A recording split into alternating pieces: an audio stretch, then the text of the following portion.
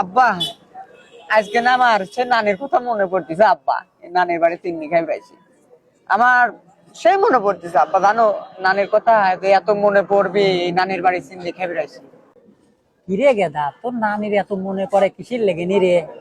তোর নানি তো বাইসেই আছে। তোর বুড়ি নানির কথা এত মনে পড়ে, তোর লক্ষণ পাতি করলে আমি বুঝতে পারছি। এই আব্বা, তুমি এই কষ্টের মধ্যে কি কথা না করলে আব্বা?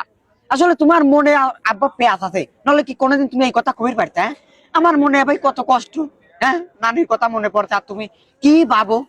শোন, এই কথা যে কবলা, তোর নানি যদি আমার পিঠি বানা খাওয়াই কিরে এই শীতের বিদিন, আমার কি এই নাদিরপুরে এই নানির বাড়ি চিন্নি খাবি রাখা লাগছে? তুই আবার ওই নানির কথা কতিস?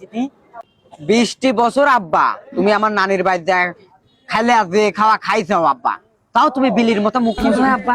হ্যাঁ, এ খাইছি খাইছি, যেই তোর ছোট খালার বিয়ে হয়ে গেল, তোর নানি তো আর আমার এখন দামই দেয় না রে।